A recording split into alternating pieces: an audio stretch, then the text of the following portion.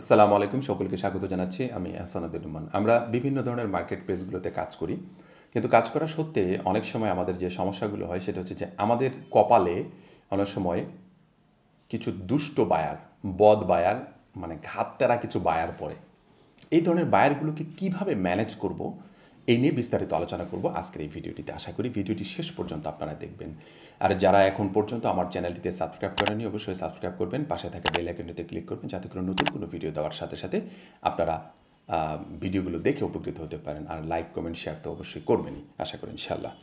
আমি 5টি বিষয় আপনাদের সামনে উপস্থাপন করব। আশা করি ইনশাল্লাহ আপনারা এই 5টি বিষয়ের প্রতি যদি একটু মনোযোগী হতে পারেন, তাহলে আমার কাছে মনে হয় বদ বায়ার এসেও খুব বেশি পাত্তা পাবে না। আর যদি একান্তই খুব বেশি বিপদে পড়ে যান, তাহলে আমার কাছে মনে হয় এই 5টি বিষয়কে একটু ম্যানেজ করতে পারলে, আমি যতটুকু মনে করি এবং আমি যেভাবে রিকভার করি বিষয়গুলো, সেটা হচ্ছে যে এই ক্লায়েন্টগুলোকে কোনো না কোনোভাবে সাইজ করা যায় আর কি। ঠিক আছে, কোনো না কোনোভাবে আপনি তাকে সিস্টেমে আনতে পারবেনই যদি আপনি চেষ্টা করেন একটু। এই জন্য এই ভিডিওটি শেষ পর্যন্ত আপনারা দেখবেন। পয়েন্ট নাম্বার 1, কোনো বায়ার যদি আপনাকে ফাইবারের মতো মার্কেট প্লেসে, বিশেষ করে আপনাকে কোনো ক্লায়েন্ট যদি অর্ডার করে বসে, আপনাকে ডিরেক্ট কোনো মেসেজই দিল না, কোনো কিছু বললো না, আপনাকে ডিরেক্ট অর্ডার করে বসছে। অর্ডার করে বসার সময় আপনাকে অবশ্যই রিকোয়ারমেন্ট সে দেয়নি। সে যদি আপনার সাথে ঘাবলা করতে চায়, অথবা আপনাকে যদি বিপদে ফেলতে চায়, অথবা আনফর্চুনেটলি সে ভুলেই দেয়নি, এরকম কিছু একটা হতে পারে। তা আপনি চেষ্টা করবেন আপনার জায়গা থেকে যে তার কাছ থেকে কোনো না কোনোভাবে, সেটা মেসেজ দিয়ে হোক, যে কোনোভাবেই হোক না কেন, তার কাছ থেকে জবের যে রিকোয়ারমেন্টটুকু আছে, এই জবটা কমপ্লিট করতে যে বিষয়গুলো আপনার প্রয়োজন, সেটা তার কাছ থেকে নেয়। আপনাকে কোনো একটা ক্লায়েন্ট আপনাকে অর্ডার করে বসলো, আপনি কি করবেন, তাকে একটা মেসেজ পাঠাবেন সর্বপ্রথম যে সে আপনাকে যে জবটা দিয়েছে, সে জবটা আপনাকে প্রপার রিকোয়ারমেন্টটুকু দেওয়ার জন্য আপনি তাকে একটি মেসেজ করবেন। তারপরে যদি কোনো রেসপন্স না পান, আপনার ডেডলাইন চলে আসছে, তাহলে দেখবেন যে আসলে সে আপনার কোন গিগের উপর ডিপেন্ড করে আপনাকে অর্ডার করেছে। হতে পারে আপনাকে ইমেজ প্রসেসিংয়ের কোনো একটা গিগের উপর ডিপেন্ড করে আপনাকে একটা অর্ডার করেছে। হতে পারে সে $10 একটা অর্ডার করেছে। সে এখন $10 অর্ডারটিতে আপনার ওই গিগের টাইটেল কী আছে, গিগের ডেসক্রিপশন কী আছে, ওভারঅল বিষয়গুলোর উপর ডিপেন্ড করে আপনি যদি রিকোয়ারমেন্ট না পান, তাহলে আপনি কাজটা কমপ্লিট করে দেবেন। আমাকে ডেলিভারি দেওয়ার সময় আপনি যে কথাটা বলে দিবেন, আমি তোমাকে অনেক কয়বার মেসেজ করেছি, তোমার রিকোয়ারমেন্ট না পাওয়ার পরে আমি আমার মতো করে আমার গিগ ডিসক্রিপশন অনুযায়ী আমার গিগের যে প্যাকেজ আছে, প্যাকেজের যে বিষয়গুলো দেওয়ার প্রয়োজন, সেই বিষয়গুলো দিয়ে আমি তোমাকে জবটা ডেলিভারি দিয়েছি। ঠিক আছে, তাহলে কি হবে যে ওই ক্লায়েন্ট পরবর্তীতে কোনো প্রকার ঝামেলা করলে আপনি সাপোর্টে কিন্তু কথা বলতে পারবেন যে আমি কিন্তু তাকে মেসেজ করেছি, সে আমাকে কোনো প্রকার রেসপন্স করেনি, তারপরে আমার গিগের যে প্যাকেজ আছে, যে প্যাকেজে সে আমাকে হায়ার করেছে কিংবা অর্ডার করেছে, সেই অর্ডার অনুযায়ী আমি কিন্তু তাকে কাজ কমপ্লিট করে দিয়েছি তার রেসপন্স না পাওয়ার কারণে।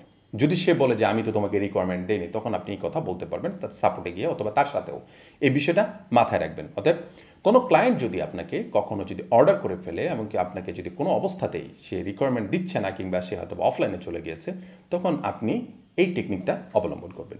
এটা হচ্ছে পয়েন্ট নাম্বার 1। পয়েন্ট নাম্বার 2 হচ্ছে ডেলিভারি দেওয়ার আগে অবশ্যই যে বিষয়টা, সেটা হচ্ছে যে আপনার ঘাড়ের উপর কোনো কিছু চাপ না রেখে, আপনার মাথার উপর কোনো কিছু চাপ না রেখে যেটা করবেন, সেটা হচ্ছে যে ডেলিভারি জবটা দেওয়ার আগেই আপনি তাকে মেসেজের মাধ্যমে, যে এখানে যে কনভারসেশনের যে জায়গা আছে, একেবারে যে জবের একটা জায়গা, একটা হচ্ছে যে কনভারসেশনের জায়গা দুটো আছে। একটা হচ্ছে যে আপনার ডিরেক্ট মেসেজ করতে পারবেন ক্লায়েন্টকে, আরেকটা হচ্ছে যে অর্ডার পেজ থেকে আপনি তাকে মেসেজ দিতে পারেন। দুটো জায়গা আছে। অর্ডার পেজের মেসেজ থেকে আপনি তাকে মেসেজ করবেন যে এই কাজের এই জিনিসগুলো আমি ইতিমধ্যে কমপ্লিট করেছি, তোমার জব রিকোয়ারমেন্ট না পাওয়ার কারণে আমি এই জিনিসগুলো কমপ্লিট করেছি। এখানে আরেকটু বুদ্ধি খাটাতে পারেন, সেটি হচ্ছে যে আপনি যখন এই জবটা ডেলিভারির সময় চলে আসছে, এর আগে কয়েকটা মেসেজ দিবেন তাকে। 1 নম্বর মেসেজ যে আমি এই কাজটা, একটা কাজ, ছোট একটা কাজ কমপ্লিট করে দিবেন যে আমি এই কাজটা এইভাবে করেছি, ঠিক আছে কি? 1। দ্বিতীয় নম্বর হচ্ছে তাকে পুরো কাজটাই কমপ্লিট করে তাকে পাঠিয়ে দেবেন যে তোমার এই কাজটা আমি এইভাবে কমপ্লিট করেছি, আমার যে প্যাকেজ আছে প্যাকেজ অনুযায়ী আমি তোমাকে কাজটা কমপ্লিট করে দিয়েছি। 2। 3 নম্বর যে মেসেজটি দেবেন, সেটা বলবেন যে আমি তোমার মেসেজের অপেক্ষায় আছি, ঠিক আছে, তুমি আমাকে মেসেজ দিলে দেন আমি ডেলিভারি করব।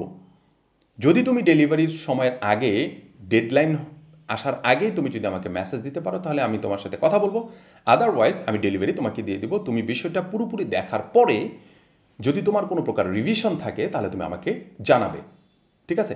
4 নাম্বার যে বিষয়টি, 4 নাম্বারে গিয়ে আপনি তাকে ডেলিভারি দিবেন। এই যে গুরুত্বপূর্ণ যে সিস্টেমটা, এই সিস্টেমটা আপনি ম্যানেজ করবেন, তাহলে দেখবেন যে কোনো বায়ার আপনার প্রতি কোনো ভুল ধারণা থাকবে না, ঠিক আছে? খারাপ বায়ার হওয়া সত্ত্বেও আপনার প্রতি ভুল ধারণা থাকবে না, এই বিষয়টা মাথায় রাখবেন। 3 নাম্বার যে বিষয়টি সেটা হচ্ছে যে বায়ারকে বলে দিবেন যে তুমি যদি এই জবটা আমাকে দিয়ে করাতে চাওই কিংবা প্রপার করায় নিতে চাও, তাহলে অবশ্যই যে বিষয়টি করবে সেটা হচ্ছে যে আমার রিভিশন না দিয়ে আমাকে অবশ্যই আমাকে একটা মেসেজ দিবে যে আমার এই জিনিসটা এটা পরিবর্তন করতে হবে, এই জিনিসটা একটু এডিট করতে হবে, অ্যাসেট্রা। মানে কি জব ডেলিভারি দেওয়ার আগে তাকে এই ধরনের মেসেজগুলো আপনি দিয়ে দেবেন যে আমি তোমার রিভিশন দেওয়ার জন্য কিংবা তোমার কাজটা কমপ্লিট করে দেওয়ার জন্য তোমার কাজটাতে আরও কোনো প্রকার এডিট করা লাগবে কিনা আমি রেডি আছি, তুমি আমাকে জানাতে পারো। তাহলে কি হবে জানেন? দোষটা আপনার উপর আর থাকছে না, তখন ক্লায়েন্টের উপর চলে যাচ্ছে। এই বিষয়টা খুবই গুরুত্বপূর্ণ যে একজন ক্লায়েন্টের প্রত্যেকটা জবের ক্ষেত্রে আপনি এই কাজটা করতে পারেন, যে ডেলিভারি দেওয়ার আগে তাকে বলে দিতে পারেন যে তোমার কোনো প্রকার প্রবলেম আছে কিনা, এটাতে সলভ করতে হবে কিনা, কিংবা এই জিনিসটা আরও কিছু করতে পারি কিনা তুমি আমাকে জানাও, আমি এখনই কমপ্লিট করে দিই। কারণ জবটা ডেলিভারি দেওয়ার পরে আমি অন্য কাজে মনোযোগী হয়ে যাব, সো তখন আর আমি এই কাজে খুব বেশি মনোযোগী হতে পারবো না। তাই আমার কাছে মনে হয় তুমি এখনও যদি এই বিষয়টা সম্পর্কে আমাকে যদি একটু জানাও তাহলে আমি খুব দ্রুত তোমাকে এই বিষয়টা সম্পর্কে সলভ দিতে পারবো, সমস্যা সমাধান করে দিতে পারবো। খুবই গুরুত্বপূর্ণ বিষয়।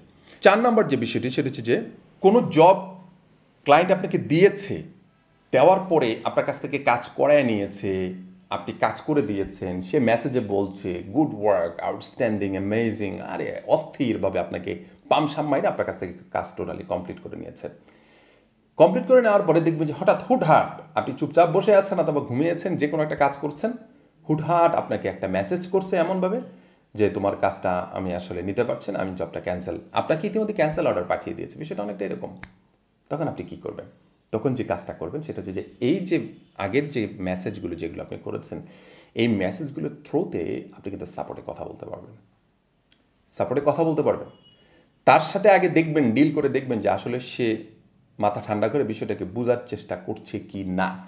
যদি বোঝে আলহামদুলিল্লাহ ভালো, আর যদি না বোঝে তাহলে নিঃসন্দেহে আপনি সাপোর্টে যেতে পারেন, ঠিক আছে?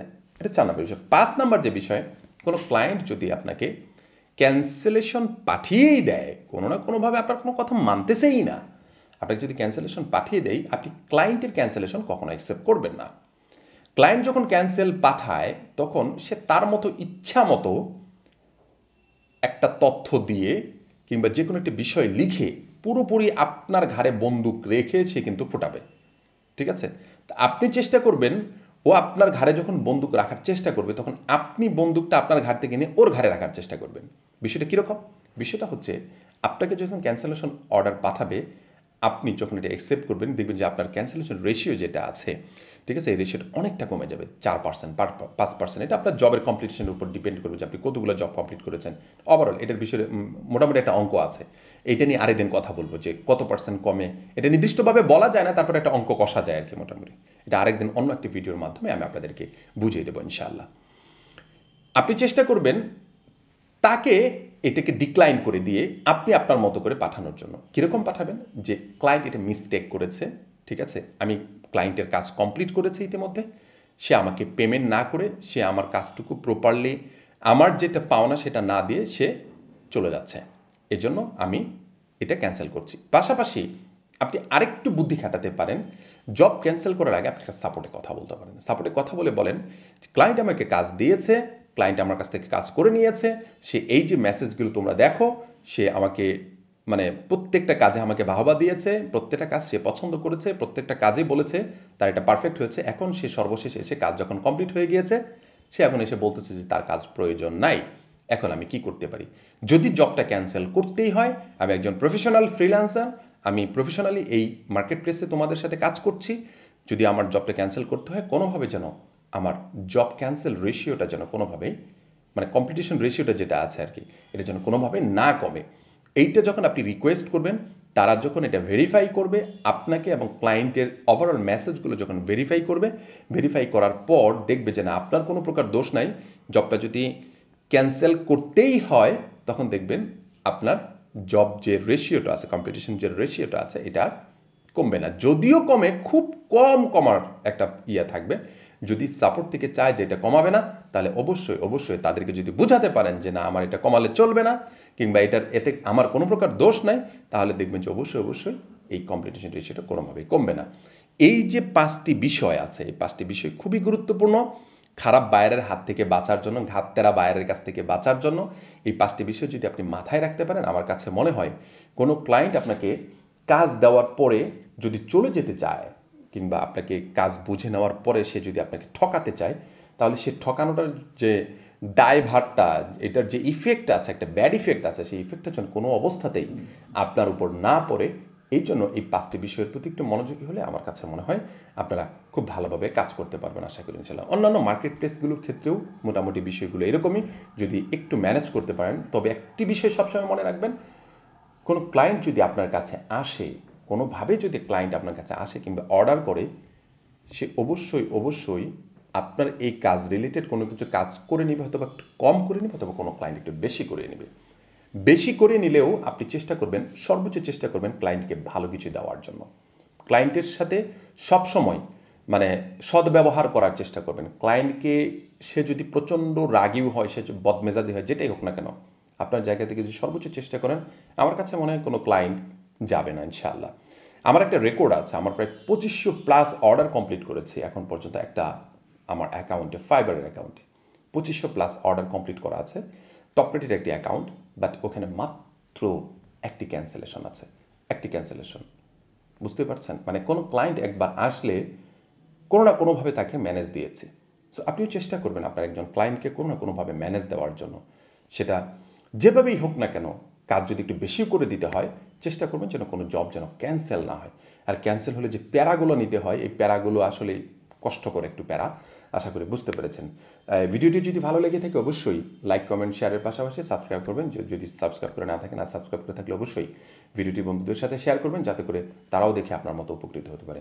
সবাই ভালো থাকবেন, সুস্থ থাকবেন। আসসালামু আলাইকুম ওয়া রাহমাতুল্লাহি ওয়া বারাকাতুহু।